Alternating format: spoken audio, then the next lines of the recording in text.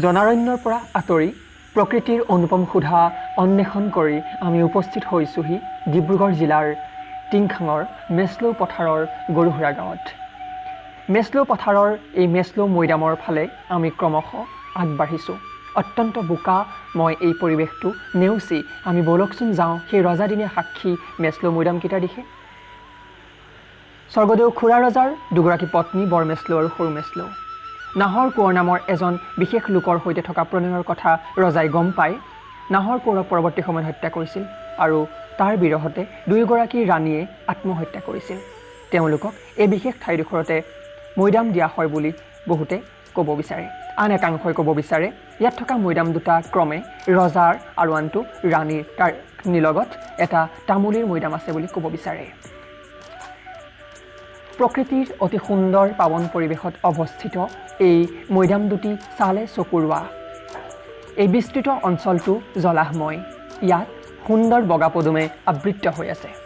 বৰ্তমান এই পদুমবোৰ খুব ধুনীয়াকৈ ফুলি উঠিছে।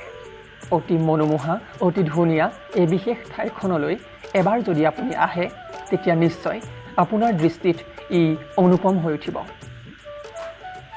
যি দৃষ্টি দুষ্মন্তই শকুন্তলাক দেখি উপলব্ধি কৰিছিল যে তেওঁৰ চকুৱে দেখিবলগীয়া সকলো সুন্দৰ তেওঁ ইতিমধ্যেই দেখিছে। এয়া ৰাণী মৈদাম। মৈদামটোৰ আমি কাষেৰে আগবাঢ়িছোঁ কিয়নো মৈদামত উঠা কাৰ্যটো অত্যন্ত নীতি বিগৰ্হিত। মৈদামটোৰ পৰিভ্ৰমণ কালত বহু ধুনীয়া ধুনীয়া চৰাই চিৰিকটি মাত আমি শুনিবলৈ পালোঁ। অতি সুন্দৰ জৈৱ বৈচিত্ৰ্যৰে ভৰপূৰ এই মেচলৌ মৈদাম খুব ধুনীয়া। প্ৰকৃতিৰ অপৰূপ সৌন্দৰ্যৰ আবেষ্টনীত এই মৈদাম দুটা অৱস্থিত।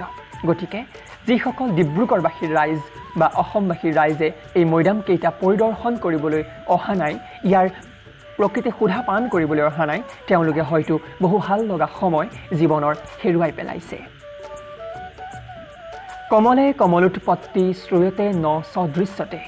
পদুমত পদুমৰ উৎপত্তি বুলি শুনিছোঁহে, কিন্তু দেখা নাই। সেই কথা কিন্তু আজি আমি স্বচক্ষে দেখিলোঁ। পদুমৰ নলাৰ পৰাই যে পদুমৰ উৎপত্তি হৈছে।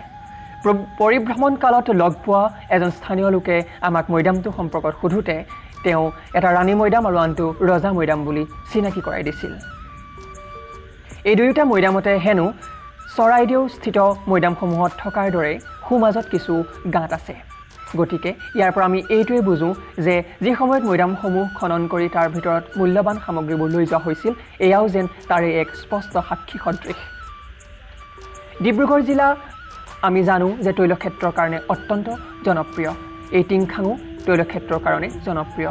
এই ঠাইতো এটা তেলৰ পুং পোৱা গৈছিল, কিন্তু জৈৱ বৈচিত্ৰ্যৰ প্ৰতি ইয়াৰ ভাবুকি আহিব বুলি ভাবি হয়তো অথবা এই মৈদামকেইটাৰ মহত্ব ক'ৰবাত হানি হ'ব বুলি ভাবিয়ে হয়তো সেই কাম অদ্যপি স্থগিত ৰখা হৈছে। দৃশ্যত এয়া আন এটা মৈদাম, যিটো মৈদাম এজনে ক'লে ৰজা মৈদাম বুলি। আমি সেই মৈদামটোৰ দিশে যেতিয়া আগবাঢ়িছিলোঁ, পৰিভ্ৰমণ কৰিছিলোঁ, তেতিয়া দেখিছিলোঁ কাষে কাষে যে কিছু গছ তাত কটা হৈছে। এই গছ কটা কাৰ্যটোৱে আমাৰ মনত দুখ লগাইছিল। ৰজা মৈদাম পৰিদৰ্শন কৰাৰ পৰৱৰ্তী সময়ত আমি আকৌ এবাৰ খুব ধুনীয়াকৈ পৰিৱেশটো চাইছিলোঁ। বতাহৰ গতিত পদুমৰ পাতবোৰ লৰিছিল। কিচিৰ মিচিৰ দলপোনা, কাউ, শৰালী, বালিঘোঁৰা চৰাইৰ মাতত আবিলটো বৰ ধুনীয়া লাগিছিল। ইয়াৰ কাষতে তেওঁলোকে আহোমসকলৰ পৰম্পৰাগত মেডাম মেফি পতা এটা ঘৰ আছে। এই সুন্দৰ ঠাইখনৰ প্ৰতি আমাৰ প্ৰতিজন পৰ্যটকৰে দায়বদ্ধতা থকা উচিত। চাফ চিকুণকৈ ৰখাৰ ক্ষেত্ৰতো আমি মন কৰিব লাগিব।